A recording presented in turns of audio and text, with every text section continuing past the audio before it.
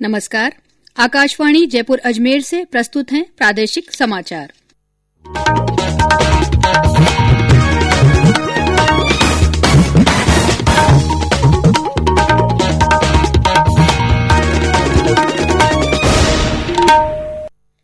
समाचारों के साथ मैं अल्पना राठौड़।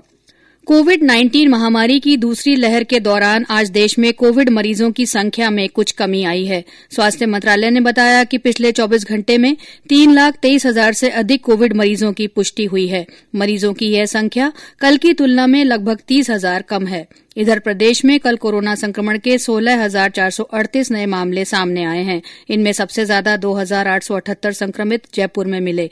इसके अलावा जोधपुर में 1,711, अलवर में 1,621, कोटा में 955, पाली में 794, सीकर में 778, भीलवाड़ा में 701, बीकानेर में 683, उदयपुर में 668, अजमेर में 640, बांसवाड़ा में 605 और राजसमंद में 601 नए संक्रमित मिले हैं।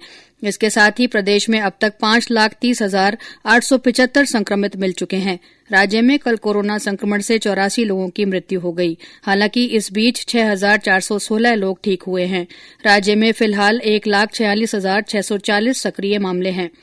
कोरोना के बढ़ते प्रभाव के चलते कोटा रेल मंडल ने जयपुर से बयाना जाने वाली यात्री रेलगाड़ी को आगामी आदेश तक रद्द कर दिया है। केंद्र सरकार ने देश के विभिन्न राज्यों के हज भवनों को अस्थायी कोरोना देखभाल केंद्र के रूप में इस्तेमाल करने का फैसला किया है। केंद्रीय अल्पसंख्यक मामलों के मंत्री मुख्तार अब्बास नकवी ने कई राज्यों में बने हज भवनों की स्थिति की समीक्षा के बाद सभी राज्य हज कमेटियों को निर्देश दिया है कि वे राज्य सरकार के साथ मिलकर कोविड मरीजों के इलाज के लिए हज भवनों का इस्तेमाल करने में सहयोग करें। राज्य में ऑक्सीजन की खपत बढ़कर 31,425 सिलेंडर प्रतिदिन हो गई है। चिकित्सा मंत्री डॉ रघु शर्मा ने बताया कि प्रदेश में 3 महीने पहले ऑक्सीजन की खपत लगभग 6,500 सिलेंडर प्रतिदिन थी। उन्होंने बताया कि ऑक्सीजन की इस बढ़ती मांग को पूरा करने के लिए भरसक प्रयास किए जा रहे हैं। चिकित्सा विभाग के सचिव सिद्धार्थ महाजन ने बताया कि राज्य में आपात हालात को देखते हुए गुजरात के जामनगर से ऑक्सीजन टैंकरों की वायु मार्ग से आपूर्ति की गई है। साथ ही राज्य में 1,000 सिलेंडर प्रतिदिन उत्पादन क्षमता का अलवर जिले में नया संयंत्र लगाया गया है।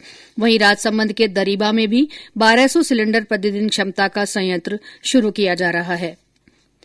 प्रदेश में कोरोना महामारी को खत्म करने के लिए राज्य सरकार और चिकित्सा विभाग के साथ ही अब विभिन्न सामाजिक संगठन आगे आ रहे हैं।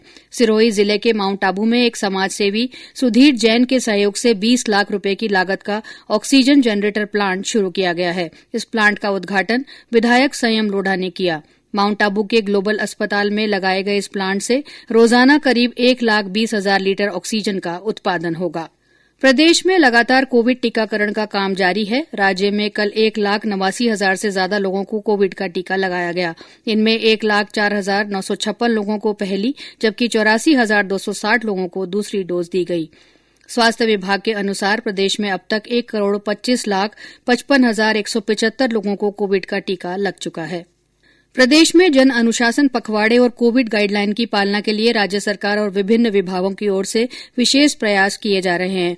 लोगों को घर में रहने और मास्क लगाने तथा सोशल डिस्टेंसिंग की पालना करने के लिए समझाइश की जा रही है। इसी कड़ी में कल झुंझुनू के मंड्रेला में पुलिस के जवानों ने फ्लैग मार्च किया। बीकानेर में कोविड गाइडलाइन का उल्लंघन करने पर 2 दुकानदारों पर जुर्माना लगाया गया।